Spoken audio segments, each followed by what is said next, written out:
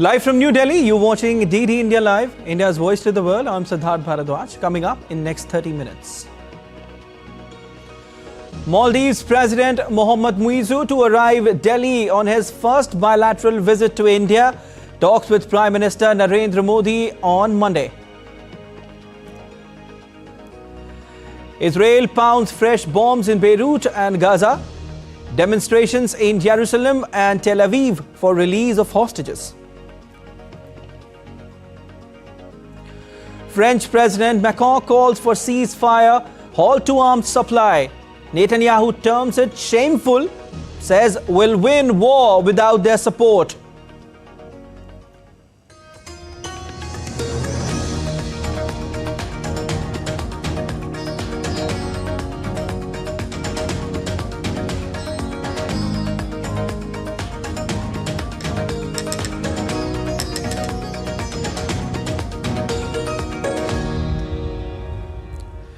President of the Republic of Maldives, Dr. Mohammad Muizzu, will be travelling to India today on a state visit. This will be his first bilateral visit after assuming office. He had earlier visited India in June 2024 to attend the swearing-in ceremony of the Prime Minister and the Council of Ministers.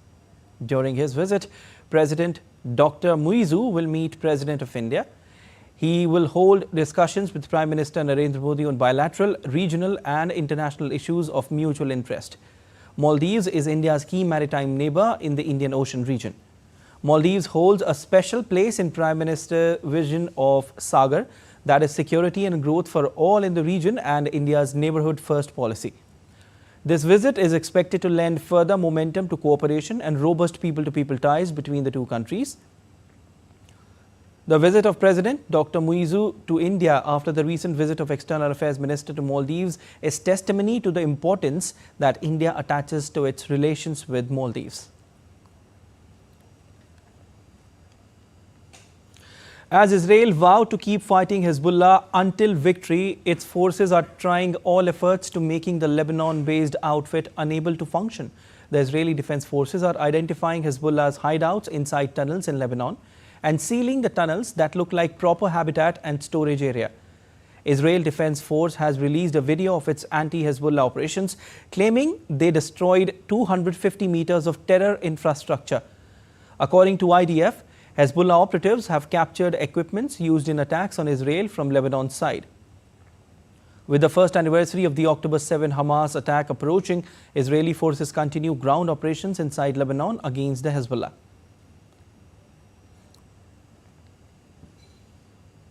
Meanwhile, a red alert has been issued in Israel and the Iron Dome was activated to thwart missile attacks over its cities. Several explosions were also heard over northern Israel early on Sunday. Israel has conducted a series of targeted strikes on a weapons storage facility in Lebanon's capital Beirut and sent troops across the border to fight with Hezbollah. Israel says it aims to allow the safe return of tens of thousands of citizens to their homes. The Israeli attacks have eliminated much of Hezbollah's senior military leadership, including Secretary General Nasrallah, in an air attack on September 27. Earlier on Saturday, the Israeli military announced changes to its defensive guidelines in several areas, including in some communities north of Tel Aviv near the Gaza Strip and parts of the occupied West Bank. The changes allow gatherings of up to 2,000 people, up from 1,000. The IDF spokesperson also said that Israel will retaliate against Iran at the right time. According to the situation assessment that was held today, it has been decided to update instruction of the home front so that gatherings are allowed of up to 2,000 people from the Carmel area to the south will all be affected. The way in which we respond to this disgraceful attack will be in the manner, at the location and the timing which we decide according to the political leadership's instructions. Along with the easing of some of the defense guidelines, Israel remains on alert ahead of the anniversary of Hamas's October 7 attack. A day before anniversary of October 7 terror attack on Israel, French President Emmanuel Macron has called for a ceasefire. Whereabouts of many hostages are still not known and they are in Hamas captivity. While addressing the International Organization of the Francophonie, President Macron said that to make the ceasefire effective, there must be halt to arms sales to those who are using them in Gaza. When we call for ceasefire, this is the case for Gaza. This was also the case for Lebanon last week. Well, we try not to call for a ceasefire while continuing to deliver weapons of war. And I think it's just consistency. And so I confirm to you that for my part, I think that at the moment, the ceasefire in Gaza is a priority to allow humanitarian action to be resumed at full capacity and also to allow for a political solution which alone will ensure peace and security for all, with the two-state solution at play. And as for Lebanon, we also call for a ceasefire.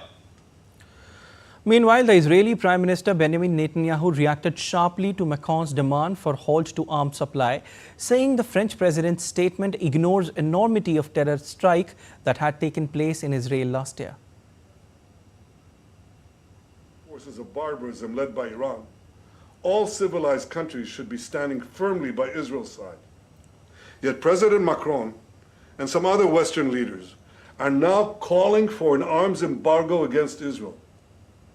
Shame on them. Is Iran imposing an arms embargo on Hezbollah, on the Houthis, on Hamas, and on its other proxies? Of course not. The axis of terror stands together. But countries who supposedly oppose this terror axis call for an arms embargo on Israel. What a disgrace. Well, let me tell you this. Israel will win with or without their support. Meanwhile, the U.S. State Department has organized evacuation of about 145 passengers on 2 flights out of Lebanon. Israel has been pounding Hezbollah targets in retaliation to Iran's attack in recent days. The State Department has advised Americans since late September to depart Lebanon, also warned others to be prepared to take shelter if situation further deteriorates. And the UN Secretary General denounced Hamas and called for an immediate end to the shocking violence and bloodshed in Gaza and Lebanon. While demanding the hostages' immediate and unconditional release, Guterres also implored Hamas to allow the hostages to be visited by Red Cross personnel. In a massive aerial assault, Russia launched 87 attack drones and 4 missiles on Ukraine on Saturday. Ukrainian air defenses claimed to have destroyed 56 of these drones and 2 missiles. Ukraine's military reported a prolonged air raid alert spanning over 5 hours in the eastern region. Russian airstrikes targeted key cities, including Kiev. Preliminary reports confirm no damage or casualties so far. Just 1 month before the November 5 presidential election in the United States, Donald Trump returned to rural Pennsylvania on Saturday, where he narrowly survived an assassination attempt in July. Speaking to a large crowd in the key battleground state, the Republican presidential candidate reaffirmed that his movement to make America great again remains stronger and more united. Exactly 12 weeks ago this evening on this very ground, a cold-blooded assassin aimed to silence me and to silence the greatest movement, MAGA. For 16 harrowing seconds during the gunfire, time stopped as this vicious monster unleashed pure evil from his sniper's perch, not so far away. But by the hand of Providence and the grace of God, that villain did not succeed in his goal. In mid-speech, Trump invited billionaire Elon Musk on stage in Pennsylvania's Butler, stating that he is an incredible guy. Addressing the crowd with energy, Musk donned a black Make America Great Again cap and an Occupy Mars shirt. I'm not just MAGA, I'm dark MAGA. Well, first of all, I want to say what an honor it is to be here. And,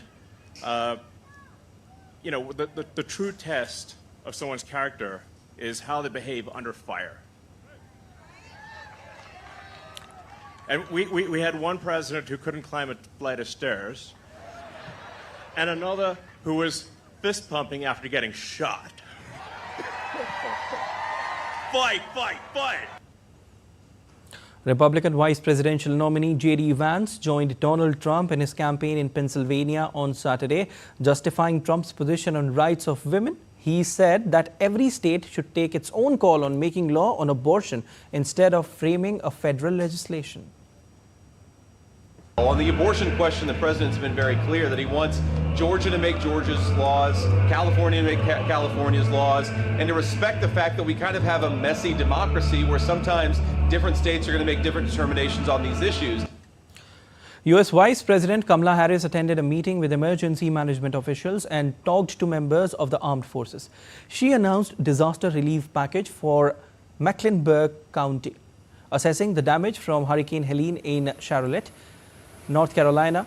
Her visit comes a day after her Republican rival Donald Trump campaigned in Fayetteville, home to a large military community in North Carolina.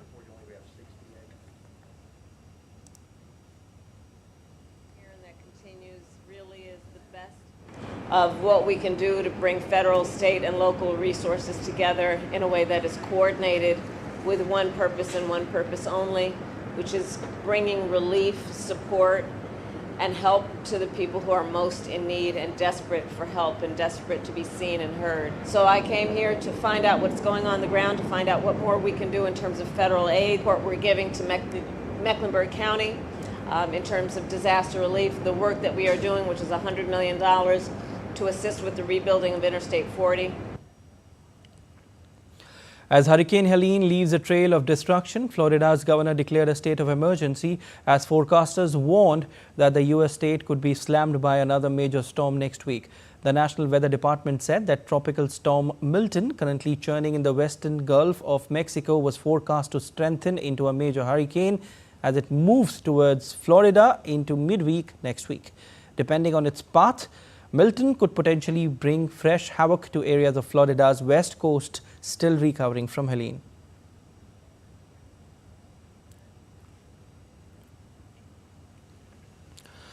Well, after Hurricane Helene destroyed Water Utilities Point, residents of North Carolina lined up at a water distribution center to fill their canisters. North Carolina, being the hardest hit of the devastating hurricane, faced most of the property damages.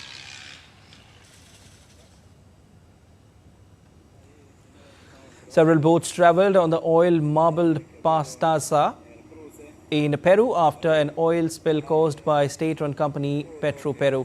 The company informed the locals that the situation was under control after deploying containment barriers to manage the spill. Today is World Cerebral Palsy Day. This day will once again serve as a platform to amplify the voices of individuals living with cerebral palsy. The year's theme, #UniquelyCP, tells about the uniqueness of the cerebral palsy community, their interests, passions and identities, showing that they are not solely defined by their disability. The day conveys a powerful message to society that individuals with cerebral palsy can achieve their goals in life with their distinct capabilities and strengths. And still to come on this edition of DD India Live.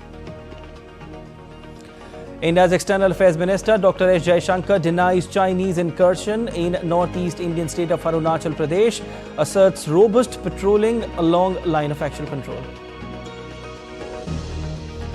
Devastating floods in northeast India's Garo Hills, one of the worst in years, claims several lives.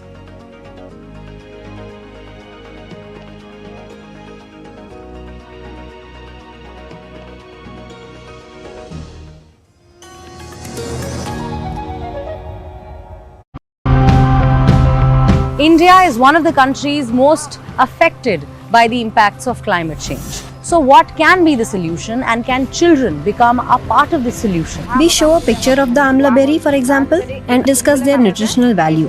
In this way, they begin to understand the value of different fruits and vegetables, and that's when they realize why it's important to eat these things. If we convert this 120 million ton that we see into biochar, we see about roughly about 350 million tons of CO2 emission reduction. We can cultivate and use in a responsible way, and maybe how small-scale community enterprises could start to use it as a way to support their local economy. Well, after Hurricane Helene destroyed Water Utilities Point, residents of North Carolina lined up at a water distribution center to fill their canisters. North Carolina, being the hardest hit of the devastating hurricane, faced most of the property damages. geopolitics and trade deals, economic challenges amid development, hard work and the path to prosperity. It's the economy always. Between walkers, money is what money does and says. Supply creates its own demand. Between the bulls pulls and bears tears. When supply chains globalization and India rises to the podium. We'll get you centered with the economic brief at 8 p.m. every Thursday on DD India. You're watching DD India Live. I'm Siddharth Bharadwaj. The Indian Air Force, along with multiple agencies, successfully rescued 2 women Alpine mountaineers from the attempted Chaukhamba 3 peak expedition in Uttarakhand's Chamoli district on Sunday. Undaunted by the 18,500-foot altitude, IAF Cheetah pilots displayed exceptional flying skills and conducted the search operation for over 60 hours to ensure the climbers' safe rescue.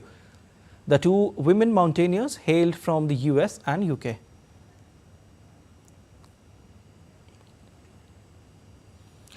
Applauding the remarkable display of teamwork by the Indian Air Force, Defence Minister Rajnath Singh wrote on micro-blogging platform X, and I quote, "Proud of our armed forces for the remarkable rescue and evacuation operation of 2 women Alpine mountaineers from the United States and United Kingdom during their expedition to Chaukhamba 3 peak. The jointness in planning and coordination with national and state administration and swiftness in execution while putting their own lives at risk once again demonstrate our armed forces' unwavering commitment to ensure safety of all personnel irrespective of their nationality." Kashmir witnesses season's first snowfall as the serene landscapes of Jammu and Kashmir embrace the first snowfall of the season. Rajdhan Top, the mountain pass connecting the Gurez Valley to Bandipora, has been blanketed with a light dusting of fresh snow. Overnight, the high peaks shimmered with new icy coast, while plains of Kashmir were refreshed by steady rainfall. The change in weather has brought a noticeable dip in temperatures but left the tourists delighted. उम्मीद थी वो पूरी हुई। कश्मीर नाम सुन के पहले सबसे पहले बर्फ ही आता है दिमाग के अंदर, लेकिन वो अभी पूरी हो गई। हमको लगता है अभी हाल फिलहाल में स्नो है, तो इट्स नाइस एक्सपीरियंस यहाँ पर। थोड़ा ही मिला था, अभी नवंबर उतना होता है कि नवंबर से लोगों को स्नो मिलता है, हम लोग को अक्टूबर मिल गया, it's nice. At least 15 dead after heavy rains trigger flash floods in northeast Indian state of Meghalaya's South Garo Hills district. Incessant rainfall for the last 2 days has triggered landslides, mudslides and swelled rivers that have washed away several wooden bridges and cut off road connectivity to many of the remote areas. Garo Hills is reeling under one of the worst floods it has faced in years. Floods and landslides have cut off the communication, delaying the arrival of SDRF and NDRF teams by several hours. SDRF and NDRF teams have been trying hard to recover the bodies. India's External Affairs Minister Dr. S. Shankar has clearly denied reports of Chinese incursions in Arunachal Pradesh and reaffirmed India's robust patrolling of the line of actual control. The remarks by Dr. Shankar came while addressing an interactive session at the Conclave 2024 hosted by Primetime in New Delhi. On being asked about the reports of China entering the Arunachal border in recent times, Shankar said, "In Arunachal Pradesh, we are very robust in our patrolling of the LAC." In Arunachal Pradesh, we are very robust in our patrolling to the LAC.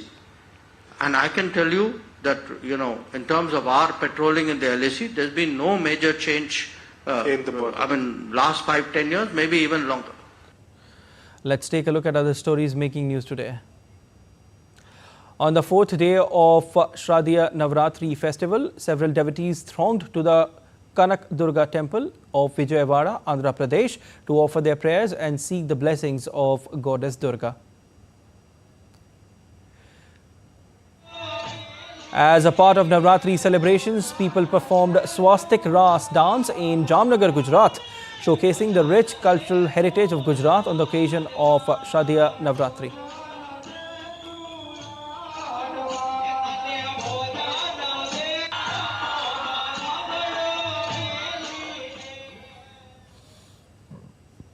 Delhi Police Crime Branch busted a huge factory of illegal weapons in Meerut, Uttar Pradesh on Sunday.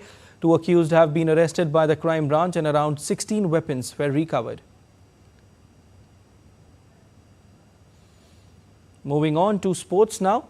And in the ICC Women's T20 World Cup, India will take on arch-rival Pakistan in the crucial match in Dubai on Sunday. India will not only hope to win but also improve their net run rate, as the shocking defeat against New Zealand in the opening match has dented their chances of entering the semi-finals. The Harmanpreet Kaur-led squad now must win all its remaining group stage matches against Pakistan, Sri Lanka and Australia to have any realistic chance of making it to the last 4. In the past, India have overcome Pakistan 12 times in 15 encounters, but Pakistan are high on confidence after beating Sri Lanka comfortably in first match. A comprehensive win against India will boost both their morale and net run rate. In the second match of the day, West Indies will face Scotland. Both the teams have lost their opening matches. It's a do-or-die game for the West Indies, as another defeat can rule out their chances of qualifying for the semi-finals. India and Bangladesh will square off in the first men's T20 international of the 3-match series in Gwalior on Sunday. India would hope to continue its winning streak following their 2-0 win in the recently concluded Test series. India's stars, who were part of the Test series, have been rested. However, the men in blue have a star-studded lineup consisting of Captain Surya Kumar Yadav, Hardik Pandya, Sanju Samson, Arshdeep Singh and others. On the other hand, Bangladesh skipper Najmul Hussain Shanto promised to play aggressive brand of cricket. Overall, India and Bangladesh have played 14 T20 international matches against each other.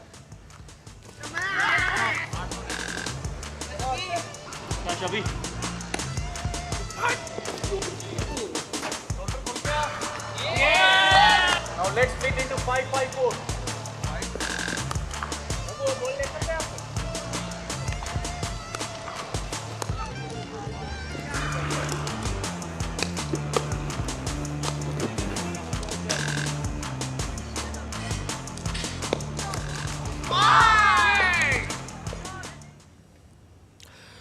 Indian all-rounder Shivam Dube has been ruled out of the upcoming 3-match T20I series against Bangladesh. According to the Indian Cricket Board, BCCI, Dube will miss the 3-game rubber owing to a back injury. However, BCCI has named young Mumbai Indians batter Tilak Verma as Dube's replacement.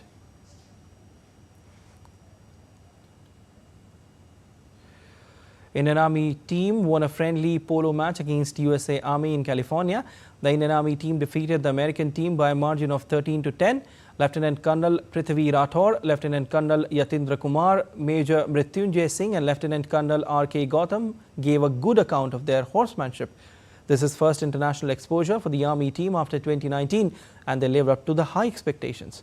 India's chef de mission, Brijesh Mathur, complimented players for their excellent performances.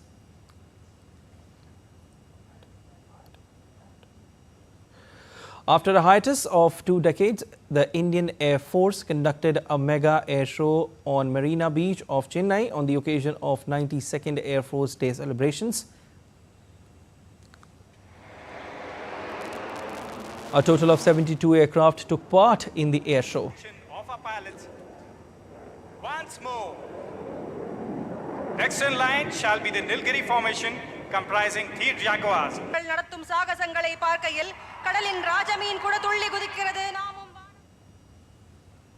This year's event is based on the theme Bharatiya Vayu Sena Saksham Sashakt Atmanirbhar, that is, potent, powerful and self-reliant.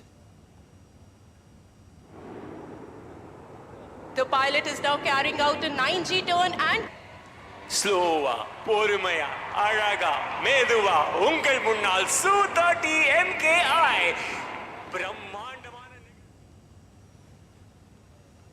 Air show featured the Rafales, Sukhoi 30, MKI, Mirage 2000, Airbus C295MW, MiG-29 fighters, P-8I Poseidon, anti-submarine warfare aircraft, plus many more aircraft. It also featured vintage planes such as the Dakota and Howard.